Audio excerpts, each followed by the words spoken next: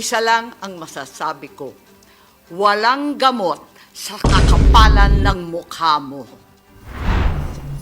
Panoorin na po natin. Ay, hindi po ako sa ngayon, ma'am. Bakit po? Kasi baka mamaya yung gamitin nila para humawa yung kanilang termino. Hindi kayo pabor sa gano'n? Hindi po ako sa ngayon, ma'am. Ano ba yung charging? Hindi ko na lang kasing konstitusyon eh. Kaya wala akong ideya. Kasi narinig ko sabi daw, yan yata yung stand ng parang walang eleksyon. Yun ba yun? Wala kaming alam noon, basta ano lang kami, nagpirma lang. Nagulat nga rin ako bakit pirma? Ano to? Para sa ayuda ba to? Sabi nila, oo daw. Tapos nung ginabakasan, nalaman namin, hindi pala ayuda yun. Chat change pala yun. May ibig sabihin, walang eleksyon. Dapat talaga pag-aralan muna yan, di ba? Hindi kasi basta-basta oo lang tayo ng oo. Kailangan may alamin tayo, di ba? Ayaw ko talaga. Marami din ayaw. Pag ano lang yung prinsipyo natin eh, karapatan lang din naman natin na kung ano yung gusto lang natin, di ba? Wala pa akong idea sa konstitusyon natin. Hindi niyo pa po nabasa. Hindi pa. Ay, ako talaga sa totoo lang man ang alam dyan. Kasi hindi naman talaga pinapaliwan sa mahihirap yan. Tama na, may mga alam ng makatalinong tao na may alam yan. Di ba? So yung constitution na yan, kanila lang yan. Hindi natin alam mahihirap yan. Definitely, yung opisina niya ang nag-alok ng 20 million kada distrito. Definitely, nanggaling sa kanila yung very attenuated timeline. That is baseless, prove it. Kasi maraming marites lang yung malapit sa Senate eh. A lot of speculation. Ayuda kapalit ng pirma. Pumirma ang ilang residente sa Quezon City sa inakala nilang ayuda ng lokal na pamahalaan. Ang nag-utos si House Speaker Martin Romualdez. Umiikot ngayon sa ilang barangay ang form na ito na lumilikom ng pirma sa mga botante kapalit ng 100 piso. Oo, yung form na ito, para ito sa kinakalap ng ating mahal na congressman na si Lito Campaign. May pangako, bibigyan sila ng ayuda kapalit ng kanilang pirma. May na-monitor din ganitong gawain sa iba pang barangay sa Quezon City. Kasama sa mga pumunta ang 57 anyos na itago natin sa pangalang Ana. Pinapirma sila sa isang papel. Tinanong ko kung ano yun. Sa'yo, ano daw, ayuda daw. Pagkakaalam ko, 3,000 eh.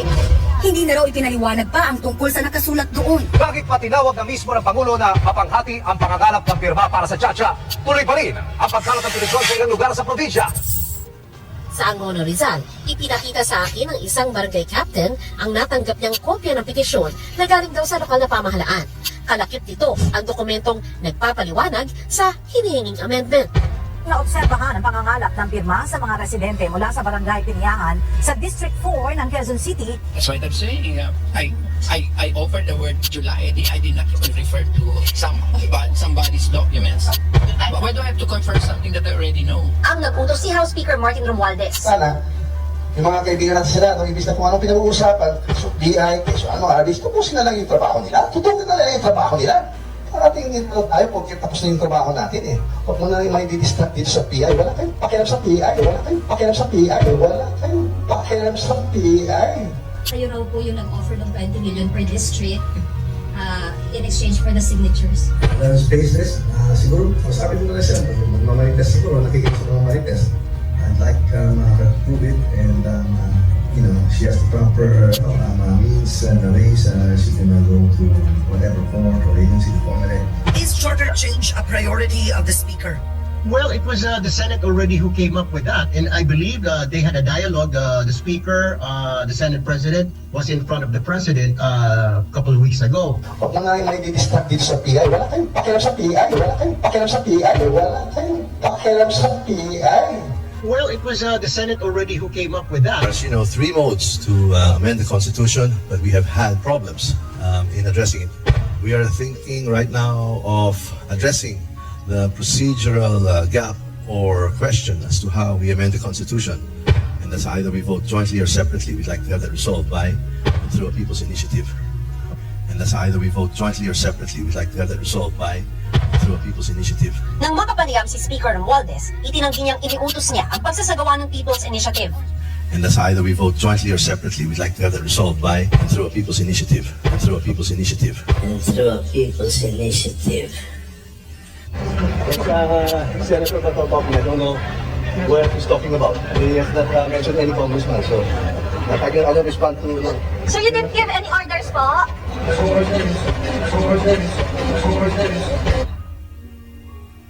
Si Senate Majority Leader Joel Villanueva nanawagan naman sa publiko na i-report ang mga umano'y suhol kapalit ng pirma para sa charter change. Wala na sa Bulacan, ano ka ba? Hindi nakapirma ka na nung people initiative. Tagal ko na rito, ilang taon na ako dito nakapa. Bumula ko naman nandun ka pa. Pero sa Bulacan, wala sa inyo pinapirma dyan na lang sa Manila na council.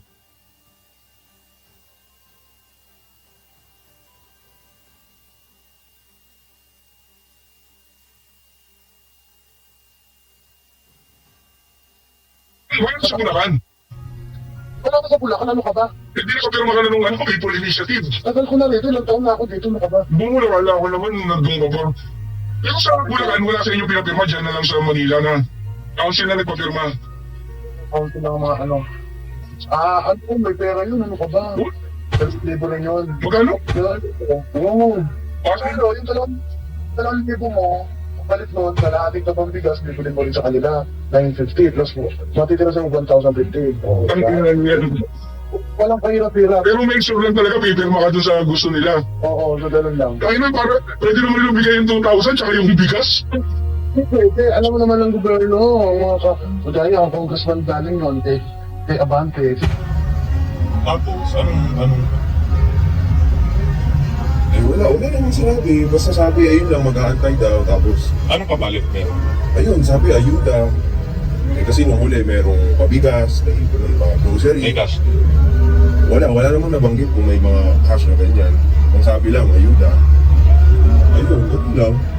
Umiyan ba ako pero hindi naman nila pinawala kung ano yung ibig sabihin ng... Ano may pinirma? Hindi mo alam kung ano yung Hindi ko alam talaga.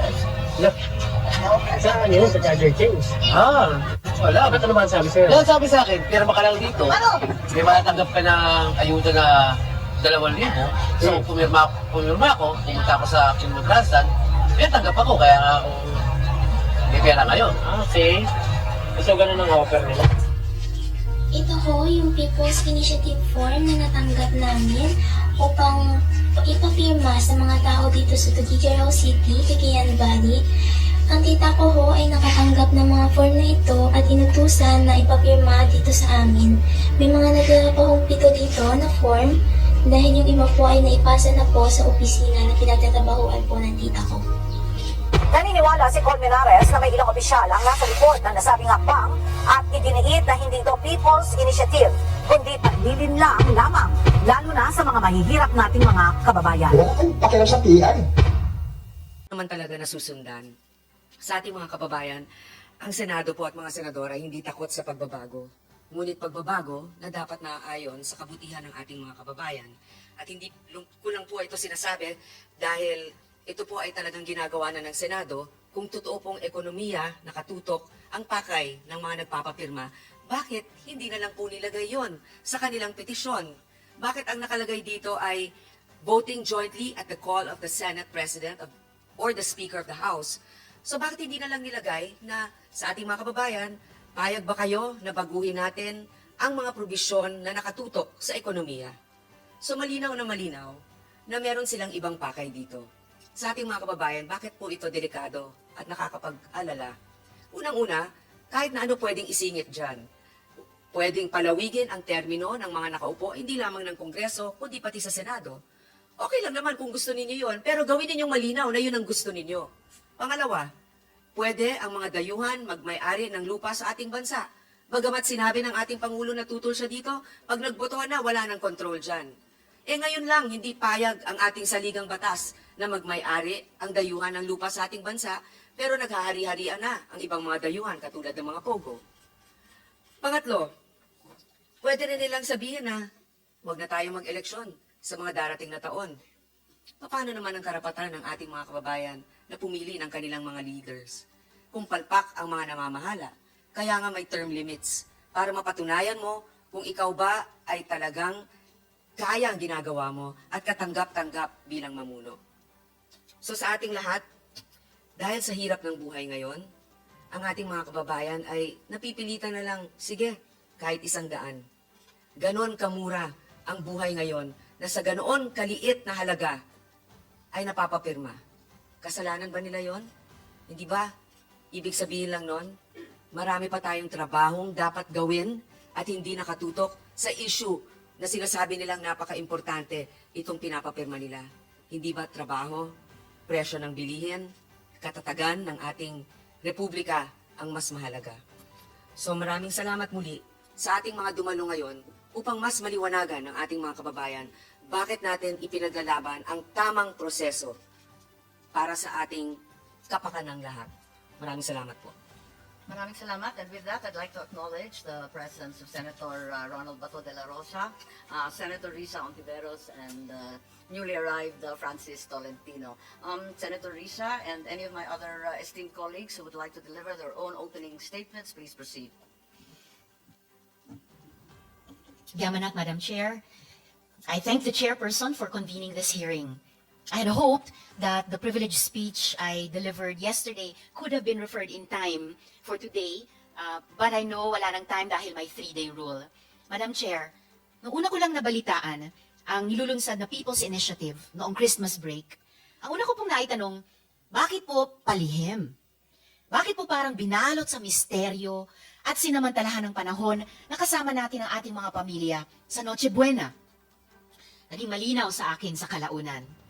Ang magnanakaw, palihim na nagtatrabaho. And this is theft, Madam Chair. Ninanakaw ang ating demokrasya. Ninanakaw ang isang mahalagang check and balance sa gobyerno para isulong ang pansariling interes. Ang interes ng nasa poder. I understand that there are those who support amending the economic provisions of the Charter. Ako po, ididebate ko yan ng matindi. Lalo na, malinaw ang banta ng China. At alam natin ang interes niya sa ating likas na yaman, sa ating critical industries. Pero kung hahayaan natin ituloy ang PI na ito, aba, mawalang galang. Pero PI talaga. We hand our sensitive industries to China on a silver platter. Binibigyan natin ang executive ng kapangyarihang mag-extend ng term limits. Hinahayaan natin na magpasya ang makapangyarihan na basta-basta mag-declare ng martial law. So this is not about just the Senate, Madam Chair. This is not a fight just for the survival of the Senate. This is a fight for our collective democracy. Our democracy that, however fragile, continues to sustain us and give us hope for a better future. Ito ay laban para sa bawat Pilipino. Nagpapasalamat ako na sinuspinde ng COMELEC ang proceedings sa PI. Pero sana po madinig din natin definitively na hindi na talaga itutuloy. Dahil hindi po ito talaga ang sagot sa kailangan ng mga Pilipino ngayon. Disenteng trabaho, murang pagkain, pagsugpo sa korupsyon. Habang nag-aaway ang nasa taas kung cocaine o fentanyl, kung nasa watchlist ba ng PIDEA, ang taong bayan patuloy ang paghihirap. Nasa pagitan ng nag-uumpugang mga bato at ang gusto lang ay guminhawa ang buhay. Let us focus on what matters. Let us not forget why we work and for whom. Muli, Agyamanak, Madam Chair, I'll be ready with my questions later. Maraming salamat. I'd like to acknowledge also the receipt of this committee a position paper submitted by Commissioner Rene V. Sarmiento, who was a member of the 1986 Constitutional Convention. The position paper of the Department of Social Welfare and Development, the position paper as well of NAMFREL that we received only today. Are there any other senators who would like to make an opening statement? Senator Ronald Bato de la Rosa, please. Thank you, Madam Chair. Madam Chair, Senator Amy Marcos, dear colleagues, and to all our resource persons, isang mapagpalang umaga sa ating lahat. I would like to thank Madam Chair, Senator Amy Marcos, for leading the Senate inquiry to ferret out the truth on the alleged payoffs and misrepresentation in the signature campaign for People's Initiative. We also look forward to today's discussion on the very important issue on the adequacy of RA number 6735 as an enabling law for the constitutionally established system of People's Initiative as a means to introduce amendments to the Constitution. At this juncture, I would like to commend the committee led by Chairperson Garcia in suspending all their proceedings relative to the ongoing politicians' initiative. Kahit po suspendido ng kumilik ang pagtanggap ng mga pirma, kailangan pa rin nating bigyang linaw kung paano at sino ang mga nanloko sa ating mga kababayan para makakalap ng pirma para sa politicians' initiative. Layon po natin na mabunyag at bigyan ng mukha at katauhan ang mga nagpasimuno ng panlilinlang at pagsasamantalang ito. Sa panahon na atin nang silang matukoy, siguro ay maaring isama ng komiting ito sa pangunguna ng ating chairperson na makabuo na rekomendasyon na magsampa ng kaukulang mga kaso. Pananagutin natin ang mga mapagsamantala at manluloko. Nais po natin na hindi na maulit ang ganito mga insidente kung saan animoy itinulak sa bangin ang ating mga kababayan. Pinupwersa nila at ginigipit ang ating mga kababayan, lalo na ang mga naghihirap, na ipagbili ang kanilang mga dangal kapalit ang kakarampot na salapi. Ang higit na masakit sa kalooban, ang mga ulat na pera mismo ng gobyerno ang ginamit upang isakatuparan ang maitim na balak na ito. Kung mayroon pang hihigit sa paglalarawan na iginisa sa sariling mantika bilang Pangulo, ay hindi ko na alam. Noong nakaraang linggo, nagsagawa kami ng pagdinig sa Committee on Public Order and Dangerous Drugs tungkol sa ayuda scam. Napag-alaman namin na direktang ninakawan ang mga taong nakatanggap ng ayuda galing sa gobyerno. Mula sa 5,000 piso, 1,000 piso lamang ang naiuwi ng ating mga mahihirap na benepisyaryo. Iligal at kasuklam-suklam ang ganitong gawain. Ngunit nagbukang maliit na iskandalo pa ito kung ikumpara sa Politicians Initiative na mas karimarimarim at kung tutuusin ay halos nakakapandiri na sa kawalanghiyaan at kapal ng mukha. Sa Bisaya pa, way ulaw, way uwaw. Kung sa nabanggit na ayuda scam na aming iniimbestigahan ay 4,000 piso ang ninakaw muli sa ating mga kababayan, kinabukasan naman po ang gustong kamkamin ng mga buitring nagsulong ng Politicians Initiative, Peking Inisyatiba, PI, pansariling interes. Tama po ang sinabi ng ating kasamahan dito sa Senado. Kaluluwa ng bayan ang ninanakaw ng mga oportunistang nagkukubli sa likod ng mga perma ng ating mga walang muwang na kababayan. Kung yung pagnanakaw po ng 4,000 pisong ayuda ay hindi natin pinalampas, ito pa kayang pandarambong sa kinabukasan ng ating bayan? Palihog lang, ayaw intaw ninyo pahimusli ang kapobrehon sa atong mga kaigsuunang Pilipino.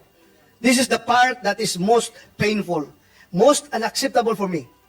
For self-seeking individuals to capitalize on poverty, using it to their advantage, advancing their ambition. We simply cannot let this slide. Tiwala po ako na sa pangunguna ng ating chairperson, Senator Amy Marcos, hindi lamang maisisiwalat ang katotohanan, mabibigyan din natin ng katarungan ang ating mga kababayan na pinagsamantalahan. Sila mga pinaglaanan ng ayuda ng ating pamahalaan, ngunit napilitang ibinta ang kanilang lagda at dignidad. Daghang salamat, Senator Amy, sa pagtindig. Sa ating mga kababayan, nanawagan po kami sa inyo, kasama ang panawagan ng ating kumilik. Maaari niyo pong bawiin ang inyong pirma na sa pilitang ginawa sa inyo ng Politicians Initiative. Huwag po natin hayaang magtagumpay ang mga mapandindang at masasamang loob na gustong nakawin ang kinabukasan ng ating bayan. Maraming salamat, Madam Chairman. Maraming salamat, Senator Bato, at kinikilala rin natin ang pagdating ng ating mahal na Senador Chis Escudero. Nagpahiwatig na yata si Senator Chis at si Senator Francis Tolentino na hindi na sila magbibigay ng pambungad na pananalita, kaya kikilalanin na lamang po natin